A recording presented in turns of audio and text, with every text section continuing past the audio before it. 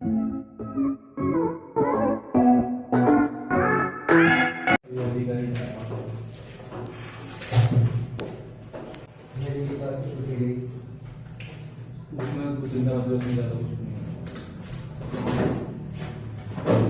अब इसी पानी को पी लो क्या ना। अच्छा सर मेरी टी शर्ट आई थी मैंने सुना है।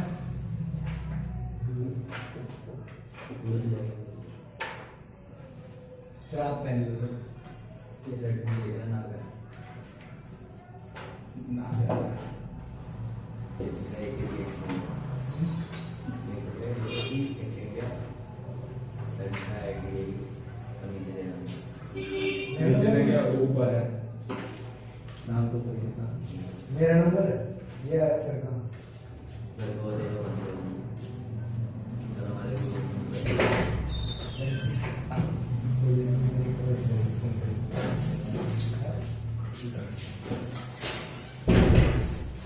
Thank you sir.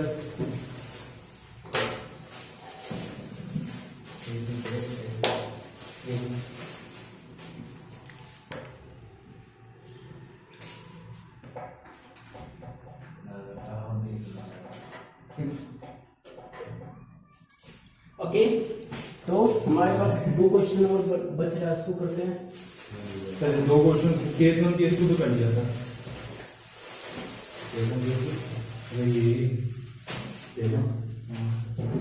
ओके अपन के पास कॉइल है। ओके और यहाँ पर एक कॉइल है, इसका रेडियस है ओके R1, इनका रेडियस है R2, इनका रेडियस R1, इनका रेडियस R2। इसमें करंट फ्लो हो रहा है I1। तो इसमें तुम्हें बताना है म्यूचुअल इंडक्शन कितना होगा।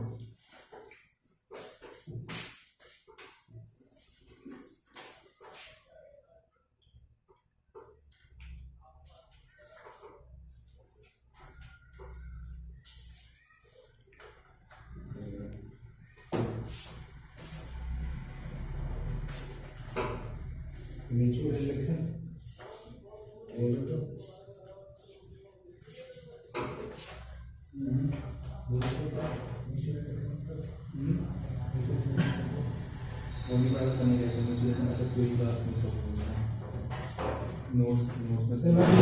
जब आपने म्यूचुअल इंडक्शन पढ़ाया तो देखना समझ में आएगा।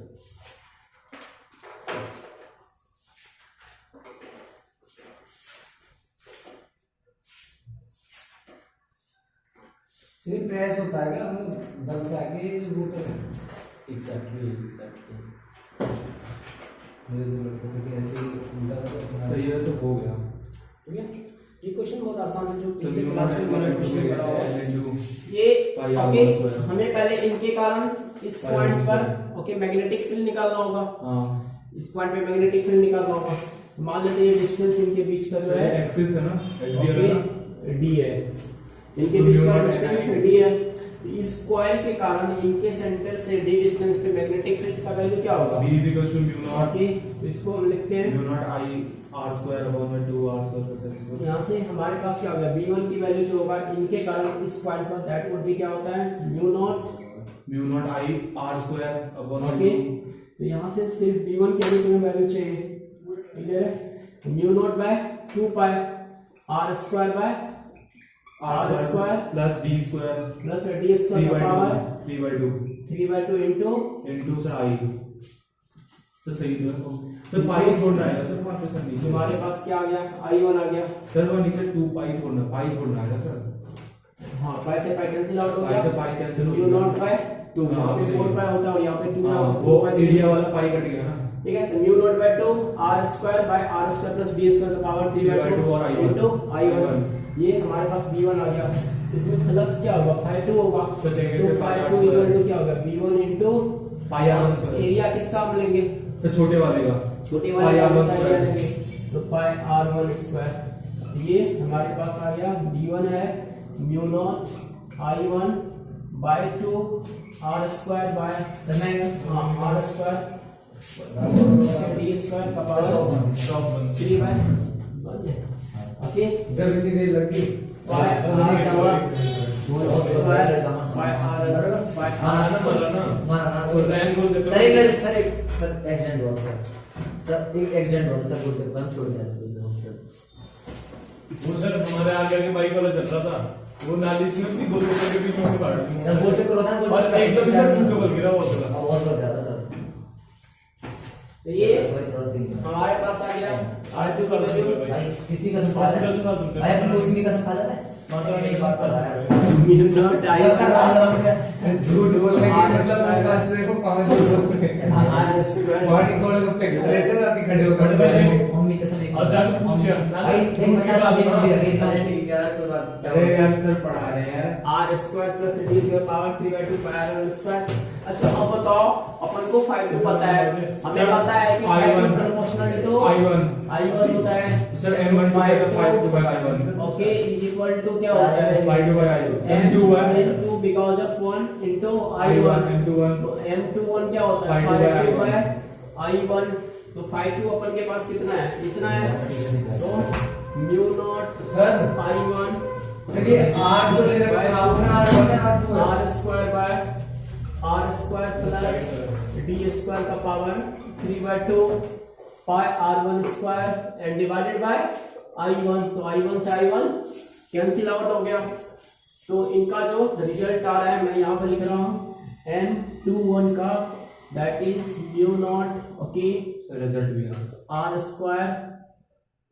अच्छा वो वाला जो R स्क्वायर वो कौन सा R स्क्वायर था? सर वो तो एरिया वाला था ना ओके ये R1 वाला था ना और वो भी हमारे पास R1 वाला है ये क्या हो जाएगा R4 सर फिर यहाँ नीचे लिखो सर 4 ये हमारे हमारे एक में लिखा जाएगा सर ब्रैकेट में R1 नहीं है क्लियर है ब्रैकेट में कहां लिखेगा सर ब्रैकेट में नहीं R square plus D square ये कौन सा हाँ ये भी ओके हमारे पास R1 नहीं है R1 क्लियर है तो ये हमारे पास R1 है वो क्यों R1 का पावर क्या हो गया ऊपर वाला R4 क्यों हुआ समझ में आया तुझे R का 4 हां मल्टीप्लाई हो गया स्क्वायर R1 का पावर 4 हम यहीं पे लिख लेते हैं म्यू नॉट पाई R1 का power 4 and divided bye 2 R1 का स्क्वायर प्लस D का स्क्वायर का पावर 3/2 अच्छा इतना है सर जी मुझे एक बात बता जो B1 लिख रखा आपने नीचे बिल्कुल नीचे B1 लिख रखा mu naught upon two R अच्छा 1 लिख दिया मैं वही कंफ्यूजन में था सर R कौन सा है अभी उसके लिए सर मैग्नेटिक फील्ड जो 2 दिन सेंटीमीटर आगे बढ़े सर फ्लक्स 2 इस पे है सर बी क्या है हमारा B1 ओके इस कॉइल के कारण परपेंडिकुलर डिस्टेंस D पर जो मैग्नेटिक फील्ड होता है मैंने डेरिवेशन करा रखा है पिछले चैप्टर में mu naught by 2 R1 square okay by R1 square plus D square का पावर 3/2 सर फ्लक्स 2 इस पे क्यों लिख रखा आपने मुझे ऐसा नहीं अच्छा लगा बी क्योंकि जो हमारा फ्लक्स U में इंड्यूस्ड होगा ना फ्लक्स किसको करंट किसमें फ्लो हो रहा है तो फ्लक्स इसमें हो जाएगा सही हो गया सर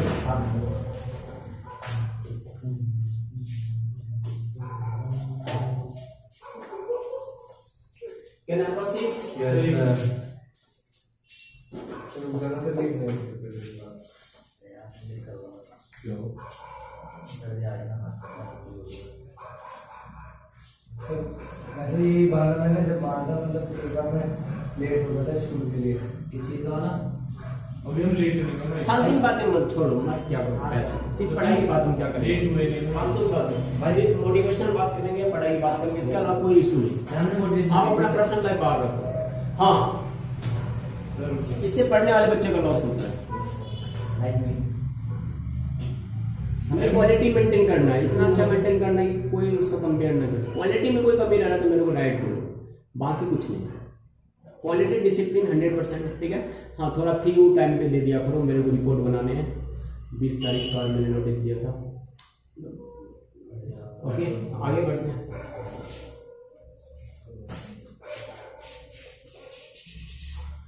क्या रे चास्तिक यस सर सर एक मिनट सर बस एक मिनट ऑन नहीं होंगे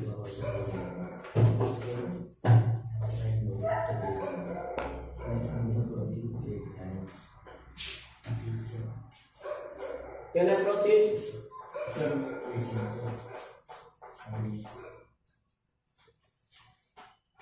सर प्लीज सर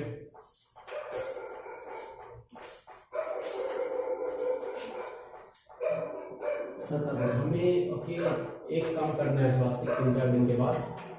मैं सोच रहा हूँ 12th में सबको टी शर्ट मिल ही गया है, तो कुछ बच्चे रह गए उनको भी दे दिया, उनको लगेगा कि सर ने पर्सनैलिटी किया। मतलब एक दीपांशी के लिए बनाना है, एक नितिन के लिए बनाना है, दो जो बड़े लार्ज है दोनों, हाँ लार्ज दोनों लार्ज है। दीपांशी के लिए मीडियम, लार्ज है सर, दीपांशी बनती है ना, लार्ज होगा।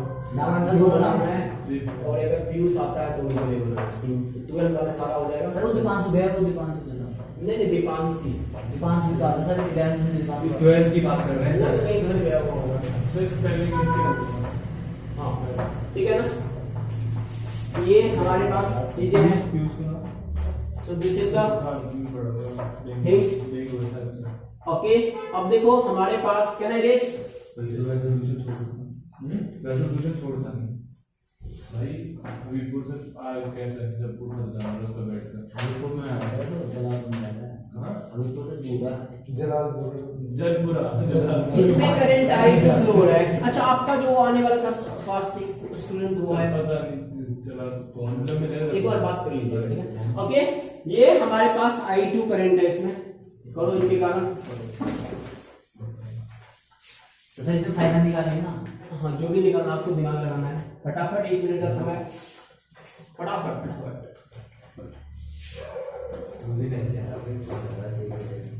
सर R1 की जगह R2 लग जाएगा और B2 की जगह B2 हो जाएगा। देखो तो ये यहाँ पे बताओ B1 की वैल्यू कितना होगा, तुम बताओ सत्य से।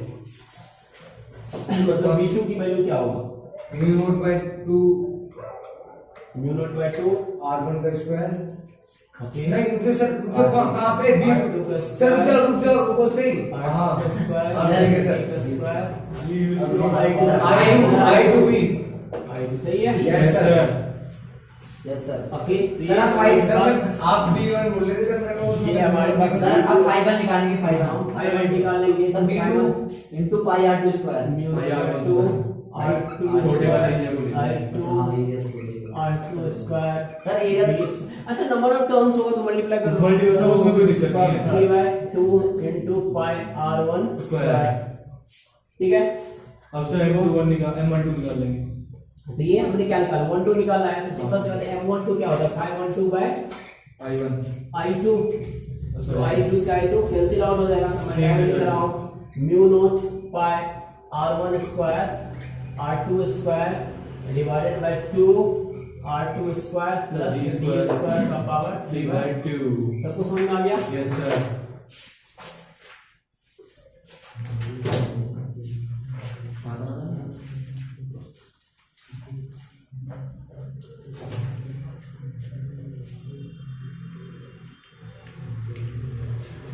ओके नेक्स्ट हेडिंग में समझ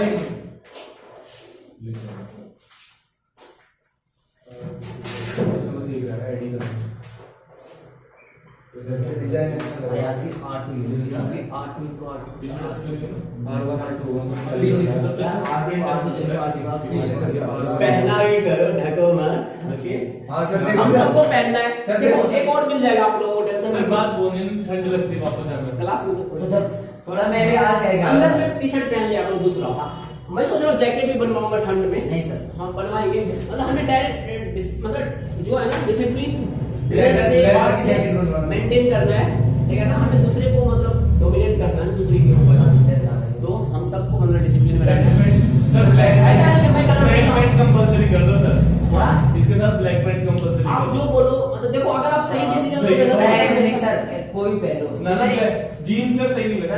देखो मैं तो कभी तुम्हें खुद Black बोलता pant हूँ कि जरूरी नहीं कि मैं बहुत सारे काम में ही बेटर डिसीजन लूं, तो मेरे से बेटर सोच सकते हो। जैसे तुम ब्लैक पैंट का आइडिया मैंने कभी सोचा भी नहीं था ठीक है, ब्लैक पैंट का आइडिया। बट ब्लैक पैंट का सिंपल डिसिप्लिन होता है, बट वो कोई बात नहीं, सबके पास अवेलेबल हो या ना हो वो अलग सर है। 300-350 रुपए में मिलती है। सर फिर मेरी ब्लैक पैंट देख के समझो कि ये क्या पैंट आ रहा है। नहीं ऐसे क्यों कहेंगे भाई ब्लैक पैंट भाई ये तो मेरे भाई ब्लैक व्हाइट अच्छा लगेगा ना पूरा। सर ये ब्लैक है हाँ। सर एंड एक्सप्रेशन ब्लू भी अच्छी लगती है सर। अबे अच्छी लगने की बात और अब हम वो आईडी भी बनाई लेते हैं, वो लटकाने का अच्छा लगेगा। आईडी कार्ड सर उस पर आईडी जहाँ मैंने ये बनवाया ना वहाँ आईडी कार्ड भी बन जाएगा, आपको चाहिए तो वो बन जाएगा आपका क्या कहते हैं हर बच्चे के मतलब आपको जो जो चीज चाहिए ना प्रिंटिंग की हर चीज अवेलेबल है वहाँ। हाँ तो उसी से बनवा लेंगे आपका फ्रेंड। सर आपकी किधर जितनी देगा अब मेरी तो गलती हो जाएगी, लेकिन क्या करें। और बात में करे ना ये और वैसे में हाथ मुझे तुम देखो देखो देखो देखो मेरे को क्या बोलना है, eddy current. Okay, very very important topic for board exam. Direct eddy current question fix होता है यहाँ से, बहुत आसान है। देखो मैं बताता हूँ, पढ़ा लो मैंने डबल तो कोई डिफाइन करना चाहता है कर सकता है। एडी करंट सर ये एडी करंट से वही होता है ना जो इंड्यूस करंट के डायरेक्शन को अपोज करता है।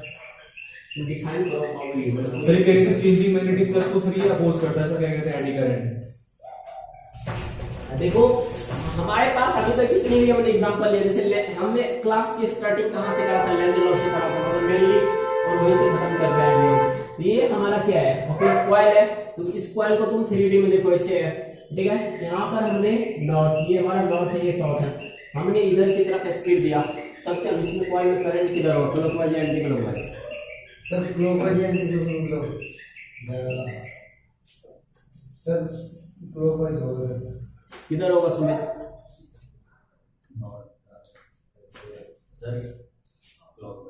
किधर होगा? Anticlockwise. सर अपोज करेगा, किधर होगा? Anticlockwise. Sir anticlockwise. Sir oppose करेगा, अपोज सर इसको रोकेगा, मतलब करंट को कम करेगा। ओके, तो हम कौन कहता है एंटी क्लॉकवाइज? करंट किधर होगा? एंटी क्लॉकवाइज होगा, अपोज करेगा। ऐसा है ये मोशन। ओके, तो हमारा क्या हो गया, एंटी क्लॉकवाइज हो गया। तो हमें ट्रैक में आस्तिक को है। ओके, ये हमने जब नॉर्थ को इधर की तरफ लाया तो ये हमारा एंटी क्लॉकवाइज हो गया। तो दिस इज द थिंग। ये जो है ये क्या है, कॉइल है। ये क्या है, कॉइल है। ये हमारा क्या है, कॉइल है। अगर ये कॉइल न होता, अगर ये कॉइल न हो करके मान लो हमने मेटल का एक प्लेट रख दिया जिसमें हम खाना खाते हैं, ठीक है, या तस्तरी जो कल लाए थे मेटल वाला वो रख दिया, ठीक है। मेटल का मान लो हमने सीट रख दिया, ये सीट रखा हुआ है, तो क्या होगा, तो क्या होगा, हमें यह बात समझना है। सोचो तो क्या होगा, एक second.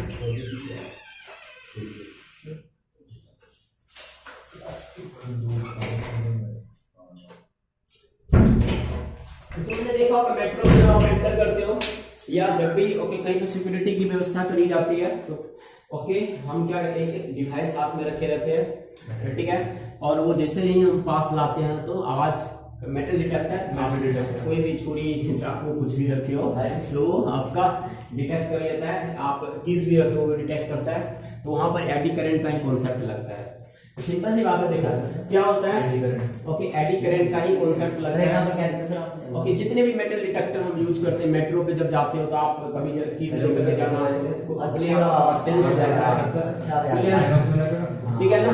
So that is the thing, वो इसी कॉन्सेप्ट पे वर्क कर रहा होता है। एडी करंट कैसे करता है ये बात देखना, ठीक है। देखो सिंपल सी बात होता है, इसमें कॉइल तो नहीं है, इसमें कॉइल तो नहीं है, लेकिन हम जूम करते हैं, जिसमें करंट मान लो ओके वही डायरेक्शन में, उसी डायरेक्शन में एंटी क्लॉकवाइज डायरेक्शन में इस तरह से फुल मूव करने लगा, एंटी क्लॉकवाइज डायरेक्शन में इस तरह से मूव करने लगा। तो मान लो इस ओके को इस रोटेशन में इस मेटल के अंदर इसमें 100 इलेक्ट्रॉन मूव कर रहा है। कितने मूव कर रहा है, 100 इलेक्ट्रॉन।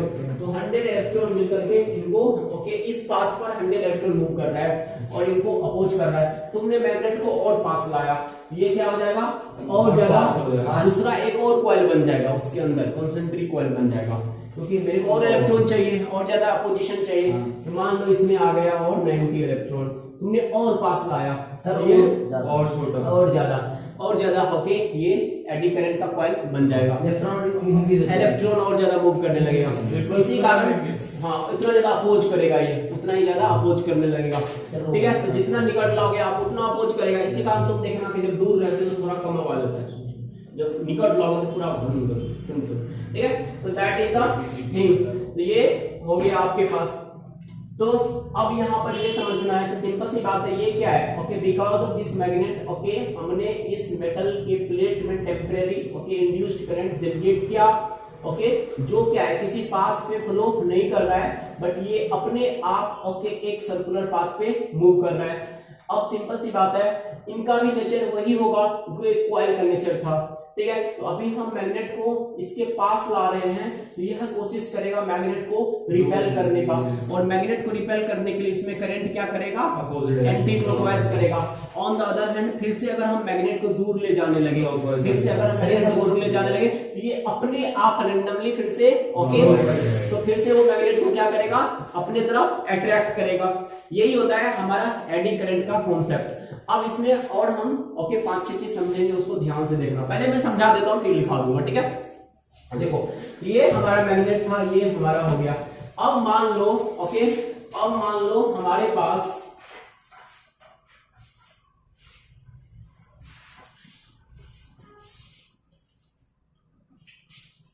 ओके कोई मेटालिक बेल है, कोई मेटालिक बेल है ओके, ये क्या कर रहा है, मूव कर रहा है, ये क्या कर रहा है, ऑसिलेट कर रहा है, ये ऑसिलेट कर रहा है। तो जब ये ऑसिलेट कर रहा है तो आप यहाँ पर क्या करो ओके, मैग्नेट को इनके पास लाओ, इधर से भी लाओ और इधर से भी लाओ। ये नॉर्थ है और ये साउथ है, ठीक है। जब ये मैग्नेट को पास लाओगे तो इस स्ट्रिप में क्या होगा, सिंपल सी बात है, ये इनको अपोज करेगा, ये इनको अपोज करेगा।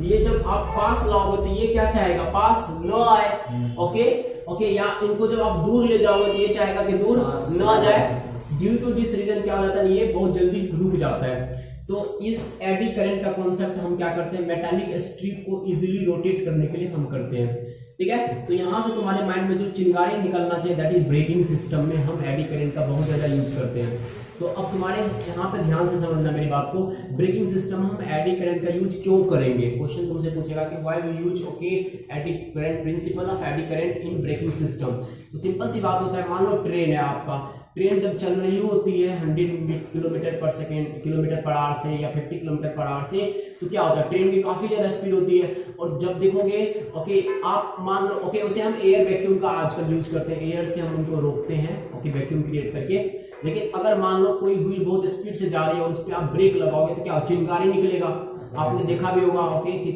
चिंगारी निकलता है। इससे क्या होता है कि वो वियर एंड टियर के कारण व्हील क्या होगा, बहुत जल्दी खराब हो जाएगा। और किसी भी ओके ऑटोमोबाइल इंडस्ट्री में व्हील सबसे कॉस्टली इक्विपमेंट माना जाता है। अगर आप कार की व्हील की बात करोगे तो अगर आपका व्हील खराब हो जाता है 30-40 हजार का चक्कर लग जाता है आपका, ठीक है। 5-6 हजार से कम का एक व्हील आता नहीं है आपका, ठीक है। अच्छा ब्रांडेड लोगे तो 12,000, 15,000, 20,000 का आता है, ठीक है। तो आप क्या चाहोगे, कम से कम आपकी व्हील 2 साल 3 साल तक अच्छी से चले। व्हील में क्या, उनकी जो फ्रिक्शन से वो घिसे नहीं ओके, क्योंकि व्हील आप घिस जाता है तो फिर आपका परफॉर्मेंस क्या हो जाता है, एफिशिएंसी क्या हो जाता है बाइक की या आपके ऑटोमोबाइल्स की, कम हो जाती है। तो अब क्या है, हम क्या करेंगे, बिना टच किए हुए एडी करंट के कॉन्सेप्ट को यूज करके हम ओके ट्रेन को रोकते हैं। कैसे, मान लो ये हमारा व्हील है, ये हमारा व्हील है, ठीक है। अब हम क्या करेंगे, यहाँ पर कुछ ऐसा सेटअप किए हुए हैं okay, with the help of, मान लो यहाँ पर हमने सॉलिडॉइड लगा रखा है, इसके अंदर ओके हमने आयरन का कोर यूज कर रखा है, और उसी तरह से यहाँ पर भी हमने सॉलिडॉइड लगा रखा है और यहाँ पर हमने ओके आयरन का कोर यूज कर रखा है। हमने इस तरह से यूज किया है कि इसमें जो है हम करंट की वैल्यू को बदलेंगे, करंट की मैग्नीट्यूड को बदलेंगे। सिंपल सी बात है ओके, जैसे ही ओके मैग्नेटिक लाइंस चेंज होगा, जैसे ही मैग्नेटिक लाइंस चेंज होगा, ये जो आपका व्हील है, ये व्हील क्या करेगा, मेटालिक व्हील है, तो मेटालिक व्हील क्या करेगा, अपोज करेगा। मेटालिक व्हील क्या करेगा, लाइंस को अपोज करेगा। लाइंस को अपोज करने के लिए मेटालिक व्हील अगर इस तरह से रोटेट कर रही थी तो because of induction metallic wheel पर फोर्स इधर की तरफ लगेगा, जो इनको ओके कॉन्ट्रैक्ट करेगा, जो इनको क्या कॉन्ट्रैक्ट करेगा, इनको अपोज करेगा और इंस्टेंटेनियसली बिना ओके किसी टच के यह व्हील रुक जाएगा। तो हमने क्या करा okay, by the concept of eddy current, by the concept of eddy current लिखते चलना, अगर कुछ तुम्हें लग रहा है न्यू चीज शायद मैं बाद में भूला जाऊं, ठीक है। अगर जैसे स्वास्थ्य लिख रहा है, ठीक है, अगर हमारे पास एडी करंट ओके, अब सिंपल सी बात है, सिंपल सी बात है कि हमारा ओके व्हील जितना फास्ट मूव कर रहा है, हमारा व्हील जितना फास्ट मूव कर रहा है, हमें क्या करना पड़ेगा, हमें क्या करना पड़ेगा, करंट उतना ज्यादा देना पड़ेगा, करंट उतना ज्यादा देना पड़ेगा। और उस करंट के इंडक्शन के कारण अपोजिट डायरेक्शन में यह व्हील ओके फोर्स लगा करके उतना जल्दी रुक जाएगा, अपोजिट डायरेक्शन में करंट। अब देखो इसका प्रॉब्लम क्या होता है ओके, एडी करंट का क्या होता है हमारे पास, जब आपका करंट इसमें फ्लो होगा, जब आपका करंट इसमें फ्लो होगा तो क्या होगा, ये हीट बहुत ज्यादा होगा, ये क्या होगा, हीट ज्यादा होगा।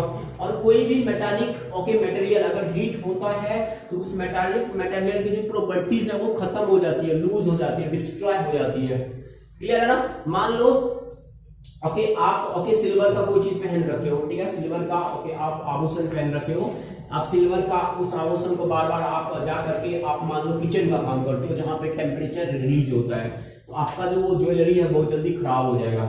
इवन आप गोल्ड है, गोल्ड का ओके सामान पहन करके, आभूषण पहन करके आप कोई ओके यहाँ पे मतलब आप धूप में ज्यादा रहते हो, आपका फील्ड वर्क है, आप धूप में रहते हो, तो ठीक है, तो वो आपका आभूषण क्या हो जाएगा, खराब हो जाएगा। इसी कारण आपने ऑब्जर्व किया होगा कि जो महंगे आभूषण होते हैं ओके, जो महंगे धातु के बने होते हैं 20 लाख 25 लाख का, उनको लोग जो ओके घर में जो घर वाले होते हैं या जो महिलाएं होते हैं वो हमेशा यूज नहीं करते हैं। आपने देखा होगा कुछ आभूषण होते हैं, कभी देखो आपके हमेशा आभूषण लटकाए होते हैं, नहीं ना, ठीक है। कुछ ऐसे आभूषण होते हैं जिनको लोग महीने में एक बार पहनते हैं, साल में एक बार निकालते हैं, 5 साल में एक बार निकालते हैं। कुछ ऐसे आभूषण जो कॉस्टली होते हैं, क्यों? क्योंकि because of all this reason okay, क्योंकि टेम्परेचर के कांटेक्ट में आने के बाद उसमें ओके उनकी जो कैरेक्टरिस्टिक है, उनकी जो सरफेस की क्वालिटी है वो खराब हो जाता है। इतना दिमाग लगा था सर, कोई चोरी की वजह से पहन लिया? नहीं, रीजन यही है ओके, खराब ना हो इसलिए हम कर, चोरी कौन करेगा घर में? कैंपस में आप रहते हैं, कौन चोरी करेगा? घर में कौन चोरी? क्या मतलब जैसे हम नए कपड़े भी तो रोज पहनते जो हमारे हाँ, चोरी करने में थोड़ा, चोरी कहाँ होता है, चोरी तो बहुत कम होता है। अब थोड़ा चोरी तो नॉर्मल इशू, पहले होता था चोरी, अब तो हर शहर सिक्योर है, हर कोई अपना घर इस तरह से बनाता है कि सिक्योर होता है, हर किसी के घर में कैमरा लगा हुआ है। तो दिस इज द थिंग, ये हमारी बातें होती है। तो सिंपल सी बात होती है, देखो यहाँ से एक बात आप जान लेना, चाहे भले हो या ना हो, बट फिजिक्स ये कहती है फिजिक्स ये कहती है कि हीट के कारण जो हमारा मेटालिक ओके व्हील है उनका बहुत ज्यादा लॉस होता है। तो एडी करंट का अगर कभी तुम्हारे सामने क्वेश्चन है कि सबसे बड़ा निगेटिव इंपैक्ट क्या है, तो heat generation is the negative impact. जैसे हमने एटम का डिस्कवरी करा था, मैडम क्यूरी ने जब डिस्कवरी करा था ओके बम्बार्डिंग का, तो मैडम क्यूरी ने जब डिस्कवरी करा उनके 5-6 साल का वर्ल्ड वार हो गया। मैडम क्यूरी यही रिग्रेट कर रही थी कि अगर काश में डिस्कवरी नहीं की होती तो आज वर्ल्ड वार में इतना नुकसान नहीं होता। तो आप कोई भी चीज का डिस्कवर करते हो तो उनके निगेटिव इंपैक्ट लोग ज्यादा इस्तेमाल करते हैं, पॉजिटिवली बहुत कम इस्तेमाल करते हैं। जैसे आपका न्यूक्लियर रिएक्शन है ओके, न्यूक्लियर रिएक्शन का इस्तेमाल आप बिजली प्रोड्यूस करने में करो, ठीक है, आप ट्रेन चलाने में करो, लेकिन लोग बम्बार्डिंग में करते हैं, बम गिरा देते हैं, ये चीजें। तो ये एडी करंट के निगेटिव कॉन्सिक्वेंसेस बहुत ज्यादा है। अभी आप अटेंड करो मेरी क्लास 10 मिनट, देखो आपको सब कुछ समझ में आएगा। तो ये बात तुम्हें समझ में आ गया कि व्हील के ब्रेकिंग सिस्टम में हीट जनरेट होता है, जिसके कारण व्हील की क्वालिटी खराब हो सकती है, या यहाँ तक हो सकती है कि इतनी हीट जनरेट हो सकती है कि आपका व्हील मेल्ट भी कर सकता है ओके, इतनी हीट जनरेट हो सकती है। वो चीज अभी तुम्हें समझ आएगा, बहुत पावर होता है। वैक्यूम से कैसे रोकते होंगे सही? वो बाद में, दूसरा टॉपिक है, बाद में करेंगे, ठीक है। वैक्यूम से सिंपल सी बात है, जब ट्रेन रुकती है तो देखो की आवाज आती है, वही तो, दैट इज बहुत सिंपल क्वेश्चन है। केमिस्ट्री के क्लास में थर्मोडायनामिक्स से पढ़ाऊंगा। पिस्टन की वजह से था? नहीं ओके, जब आप ट्रेन जब भी आप रोकते हैं तो आप देखना कि आवाज हवा बाहर निकलता है। अरे आप ये भी देखना ना, जो बड़े बड़े ट्रक होते हैं ना, बड़े बड़े ट्रक उससे भी हवा निकलते हैं।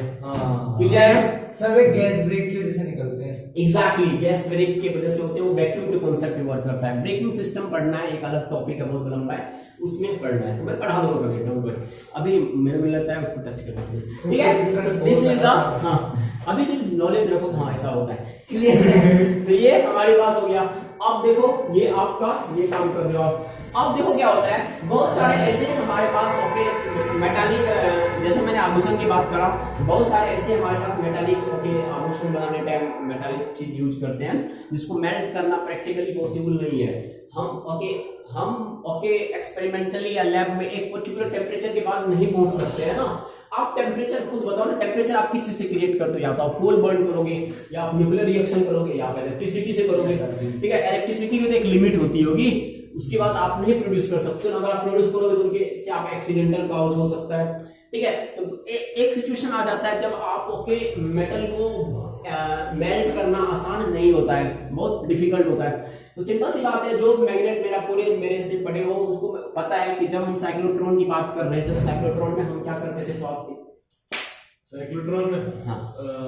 हम पार्टिकल को मूव करा रहे होते थे ना, वो न्यूक्लियस के अंदर बम्बार्ड करा रहे न्यूक्लियस के अंदर बम्बार्डिंग, जीनियस। ओके, न्यूक्लियस के अंदर बम्बार्डिंग, हम न्यूक्लियस के अंदर बम्बार्डिंग क्यों करना चाहते हैं? सिंपल सी बात है, अगर हम ओके न्यूक्लियस के अंदर बम्बार्डिंग कर ले एटम में इलेक्ट्रॉन से अगर हम अटैक कर लेना तो बहुत ज्यादा हीट रिलीज होता है, बहुत ज्यादा हीट रिलीज होता है। वो इतना हीट रिलीज होता है कि यू कांट इमेजिन। अगर तुम ओके 10 ग्राम, अगर तुम 10 ग्राम ओके एटम में ओके तुम इलेक्ट्रॉन का अटैक अगर न्यूक्लियस में सही से करा लो तो पूरे इंडिया को 24 घंटे तक इलेक्ट्रिसिटी मिल सकती है।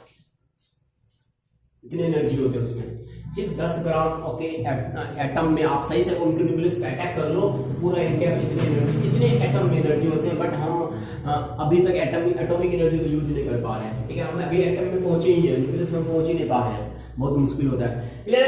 तो अब क्या होता है, सिंपल सी बात है, देखो क्या करोगे आप ओके आप क्या करो, इंडक्शन से जब आप इंडक्शन करते हो तो आपको पता है कि एडी करंट के कारण बहुत ज्यादा हीट जनरेट होता है, बहुत ज्यादा हीट जनरेट होता है। जब बहुत ज्यादा हीट जनरेट होता है तो आपको कुछ भी नहीं करना है।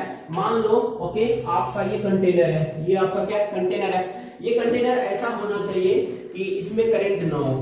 तो ओके ऐसे डिजाइन होते हैं, ठीक है, कि वो उसमें प्लास्टिक का ऑब्वियसली नहीं होगा, तो मेल्ट कर देंगे, प्लास्टिक में करेंगे सर। ठीक है, तो ये चीजें ऐसे डिजाइन होंगे, इसमें करंट ना हो। इसमें हमने क्या करा, मान लो यहाँ पर हमने मैग्नेट रख रखा है और तुमको ये बात तो दिक्कत नहीं है कि हमें मैग्नेटिक लाइंस चेंज करना हो सोलिनॉइड से या मैग्नेट से, that is not a big deal, that is normal issue of physics. Okay, you can do by a lot of way, there are various way to change the magnetic lines. तो अब तुम क्या कर रहे हो, magnetic lines create कर रहे हो। तो क्योंकि अब इसमें मान लो तुमने मेटल को रख रखा है, बहुत सारे मेटल है, क्लियर है, बहुत सारे मेटल है, लेकिन मेटल के छोटे छोटे टुकड़े होंगे, तो छोटे छोटे स्ट्रिप होंगे, ये इस तरह के स्ट्रिप होंगे, क्लियर है, तो ये इस तरह के स्ट्रिप है। अब ये सारे स्ट्रिप में क्या होगा, एडी करंट प्रोड्यूस होगा, सारे स्ट्रिप में क्या होगा, एडी करंट प्रोड्यूस होगा। और सबसे बड़ी बात इसमें क्या होता है कि जो हमारे पास अलाइनमेंट ऑफ मेटल है अलग अलग है, थीटा क्या है, सबके लिए अलग अलग है। जब तुम्हारा थीटा अलग अलग हो गया तो करंट का डायरेक्शन क्या होगा, किसी में क्लॉकवाइज होगा, किसी में एंटी क्लॉकवाइज होगा। तो because of different direction of current flow हो रहा है, इसमें different direction of current flow हो रहा है, तो इसमें क्या होता है कि अपने आप बहुत ज्यादा हीट जनरेट होता है और ये हीट इतना ज्यादा होता है कि आप इसको इजीली मेल्ट कर लेते हो। एक आपका एप्लीकेशन ये हो गया। तो फर्नेस में आप एडी करंट का यूज करते हो, ब्रेकिंग सिस्टम में आपने एडी करंट का यूज कर लिया, ठीक है। अब देखो एक और चीज हम यूज करते हैं, जो हम ओके जब हमें खुदाई करनी होती है, खनन करनी होती है, ठीक है, या पहाड़ में जब ओके होल बनाते हो और सुरंग बनाते हो, ठीक है, तो उसके लिए आपको बहुत ज्यादा ओके टॉर्क की जरूरत होती है। इतनी ज्यादा टॉर्क की जरूरत होती है कि जो उस पत्थर को डिस्ट्रॉय कर सके, ब्रेक कर सके। तो ठीक है, आप तो ओके जो ये फैन यूज कर रहे हो ये किस कॉन्सेप्ट पे वर्क करता है सत्यम? इस फैन जो फैन यूज कर रहा है किस कॉन्सेप्ट पे वर्क करता है, किस कॉन्सेप्ट पे वर्क कर रहा है? ट्रेडिशनल कॉन्सेप्ट क्या है इस फैन, किस इंडक्शन इंडक्शन, ओके इंडक्शन पे वर्क कराना मैंने प्रिंसिपल लिखाया था ना पिछले क्लास में। तो जितने भी आपका रोटेशन हो रहा है ना, जहां पे भी आप मोटर यूज कर रहे हो, जहां पर भी आप ओके या तो मैकेनिकल है जो भी है वैसे भी करो, इंडक्शन हमेशा याद रखना, ठीक है। भले कुछ आपको